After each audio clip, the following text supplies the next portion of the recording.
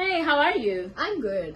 Hi everyone, so today we are here to talk about the Maham Saqib's AS project. Would you like to introduce your magazine? Definitely. So I created this magazine for my AS Media Studies project, which is based on the social issue of dowry in Pakistan and in basically all the South Asia countries. Dowry is basically such a huge issue which has been there for ages, for Would you like to eras. tell what's the name of your magazine? May I recall? The magazine is called Dastur. So basically, Dastur, meaning tradition in Urdu, is a magazine created to delve deep into the age-long tradition of dowry in South Asia and Pakistan, to be specific. It talks about the origin of the sorrowful customs, the active participation of families in this tradition till this day, and the atrocities that brides of Pakistan have to face, from degradation to even abuse.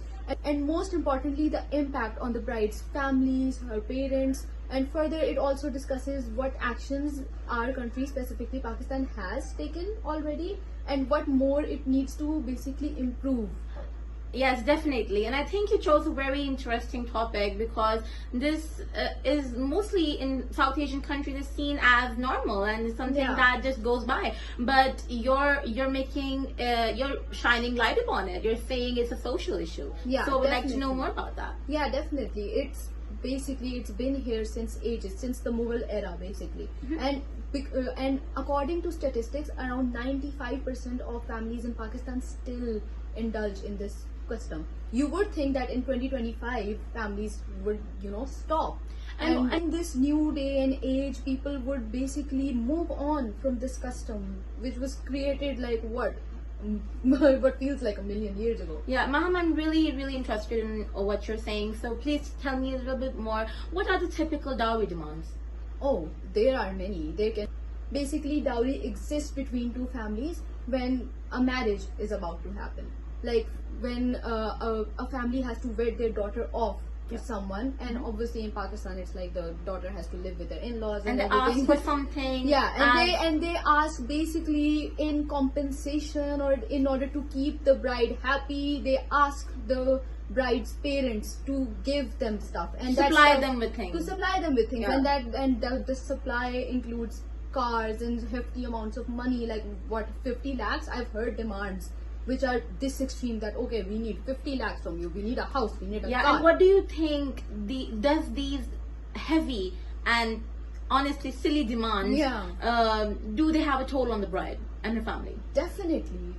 The bride specifically suffers from such insane issues, from psychological to physical to mental to basically every issue. It's just really heartbreaking. It's really heartbreaking. And not even just the bride, the family has to endure so much pressure. They have to live in this constant burden that okay, even from the day that a daughter is born, they start worrying about this fact that we have to collect things for her dowry. This is like such a huge thing in Pakistan and India as well, and Bangladesh as well. And please correct me if I'm wrong, but I've heard that even after the marriage, the bride is married off, they still expect you to, in a sense, serve the groom's family in much luxurious ways. Demands don't stop before marriage. So dowry is kind of an endless chain, an endless cycle. Yeah. Okay, great. Now let's move on. I would want you to explain the thought process behind your understanding of target audience and how important they are today. Okay, so behind every successful project is the process of extensive research and analysis into the audiences it would be distributed to. Creating a media piece like magazine, it requires us to engage with our audiences exactly what type of content in terms of both visuals and text they would like to actively consume and actually interact with. So I believe delving deep into the target audiences is an extremely important aspect for the success of a project, let alone just a magazine. Yeah, so okay. So who are your target audience exactly? Our target audience is basically anyone and everyone old enough to understand the concept of dowry in South Asian society. As I told you before, that it's such a common thing, but apparently people don't know much about it until they grow up as well. Like when they're close to being brides, they get to know about this. So we wanted to make them an active part of the deciding process of the main social issue, the genre, and the name of our magazine. We aim to create awareness through this magazine in families, specifically also among the young teenagers, to break this taboo, this stigma for the upcoming generation as well, because the teenagers are the ones that will be carrying this light, this torch in their families in the Okay, so obviously you said you were targeting teenagers in the future generation, but that makes me think, why do you want to target these young teenagers? So we found out that our main target audience are teenagers because of the surveys that we did. Statistically, through our surveys, it turned out that 50% of our audience is 17 to 18 of age. So basically the same age that we are. Yeah. We unconsciously sort of targeted the same group of people as us. The same demographic as us, definitely. Exactly. And the rest 50% ranges from being 16 to 17 and 18 so as to you targeted 20 the plus. same age as us, it was a bit of an advantage. We knew what type of Yes. interest we have. But at the same time, it's sort of shallow as well, because I don't get to target people who are of the age, let's say, older than 20. Yeah. Because they're not directly in my social circle as well, so that comes to sort of a disadvantage. Yeah. But at the same time, through this magazine, I tend to get the word out among the young generation, because they will be the one who are the upcoming generation, Yeah. and who will directly affect their family decisions. Yeah, as and well. I definitely hope you achieve what you're aiming for. Yeah, and also statistically, 70% of, around 77% actually, people who voted for our magazine and for basically in favor of dowry were women. So our target audience also is 77% women. Okay, so Maham, I really want to know that what was the whole process of involving your target audience in this project? Like, walk me through it. So we utilized one of the most common ways of acquiring information from them, which was through online service, which I just mentioned as well, that we got our statistics from there. So namely via Google Forms and Instagram polls to maximize the sample size. Any and every process should start with a rough draft. So that is exactly what we did. Firstly, we made a rough written draft consisting of the type of questions we would like to ask, whether or not we would want it to be multiple choice answers or just users putting their input in it. Further, taking it a step ahead, we transferred the process to a Word document and then finally into a Google form, which we then distributed among our social circles, me and my teammate. So the Google form included questions like what social issue they would like to read about in a magazine, our target audiences, and we included choices ranging from literacy, child labor, and our topic dowry. Also, what name would be suitable if we were to go for that specific social issue, giving our audiences the choices between the names Fishal, Rivaj, and Dastoor, if they wanted to choose dowry, because that was also what we were leaning towards initially, because we wanted to do sort of a feminist issue because of being women ourselves. Yeah. Majority of our target audience selected dowry to be of their interest, and Dastoor, again how I told, meaning tradition, to be its name, which also resonated with us deeply, as it felt like a name which constructed the most meaning out of the ones we listed above.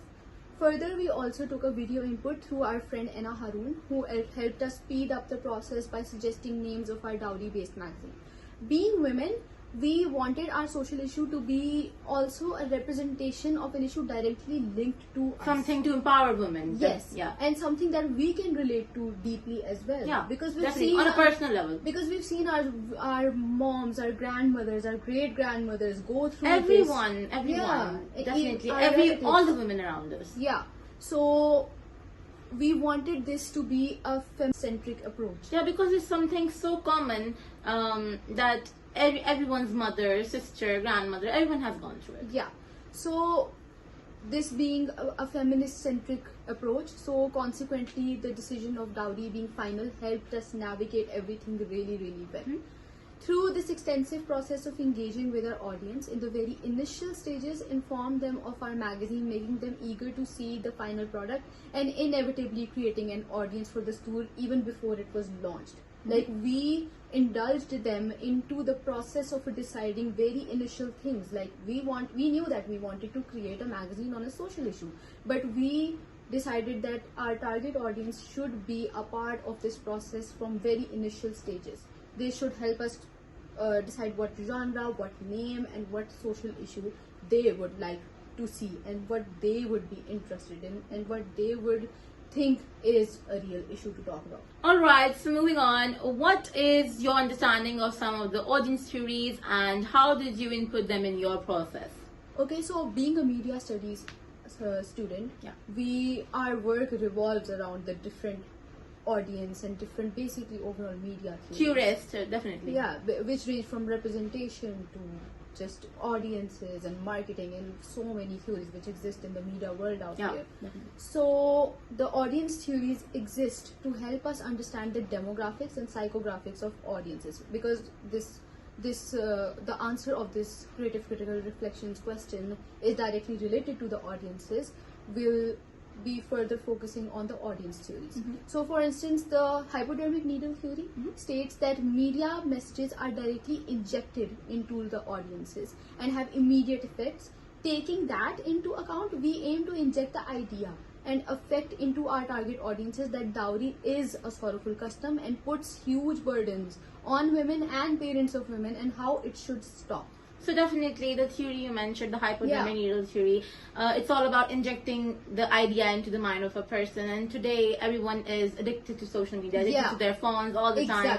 And so you're using that platform and using that to your advantage, and you're just injecting an idea that rather will provoke change and for a better cause. Definitely. Further, the agenda setting theory states that media informs people what to think about, meaning if they see a specific issue often, it would very easily settle into their minds, and it would create this idea in their mind that okay, this is an important thing to think about, and this is an important thing to talk about with our fellow peers, and how it should be a thing to just avoid in the future for the sake of better health mentally and physically as well, because we've seen what adverse consequences come with dowry. Definitely. Let's conclude our podcast. So explain your plans to distribute your product to your target audience. Okay, so selecting a suitable channel of distribution is extremely vital for a media product and its lasting effect on audiences. Like, we really need to think thoroughly that okay, what type of media piece we are promoting and what type of issue we are promoting, and exactly what platform would be suitable for it to distribute it to our target. Through our survey, it was revealed that our audiences prefer e-magazines more than printed magazines, as they are more convenient and comfortable to access, and it has inevitably a good environmental aspect to it as well, because it avoids the excessive use of paper, and how paper is so vital nowadays. Eco-friendly, definitely. It's basically very eco-friendly, because there's this whole thing going on in our world as well, that the world is suffering so much and we don't need to put extra burden on the world just for the sake of the magazine. So taking this information and preference into consideration, we plan to distribute our magazine mainly through online social media platforms like Instagram, which we all have. We're also active on it. I spend hours scrolling reels on it. Definitely, me too. Me as well. Instagram, Facebook, Twitter, and Issue, which is basically this platform where people upload their magazines and flipbooks, and people can access it anywhere and everywhere. So you're having a global reach. Basically, I intend to have a global reach, and I intend to make this piece, which is so close to my heart, a thing which anyone can access. Even in like people who are not a part of the South Asian community should know that a huge part of this world, obviously we're Asians, we're a huge part of the world. They should know. And it's something we're going through. And it's not only one person, it's a whole generation to generation. It's something to note, and it's something to be impacted from, and it's something that has impacted us and impacted our history, our culture, our way of living. And it has impacted enough for us to take a stand now. And I want the South Asian community living outside as well, living in and the definitely US as well. For us girls, dowry is such a personal topic, because we can sometimes, there is a fear of what might we go through it, and hopefully there is a change, and hopefully we create this change, this calmness in the hearts of women around Pakistan and around the South Asian countries, that there is some hope for it to end, and there is some hope for our hearts to be finally released from this burden that we may need to collect a ton of dowry for our upcoming lives. Through this approach, our magazine will be available anywhere and everywhere, crossing the traditional and global boundaries, enabling more audiences to interact and engage with our product. We will still be considering the physical distribution of the store through some limited physical copies of it in order to open all accessible channels, not leaving any of the fields unexplored. And further, in order to maximize the circulation of the store, I personally would utilize many different forms of digital marketing, displaying our products through Instagram, collaborations with big content creators, inviting famous artists to talk about the issue of dowry, and finally, as a type of campaign for the store, I would like to interview people who have been directly negatively impacted through this tradition, from young to old people.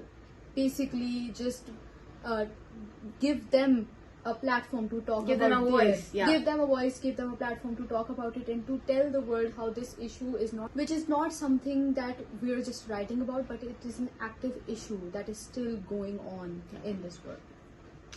Okay, that's about it. Thank you, Maham, for your heartfelt podcast, and I really do resonate and feel for you, and I can tell how much work you've put into it, and I hope it goes well. Thank you.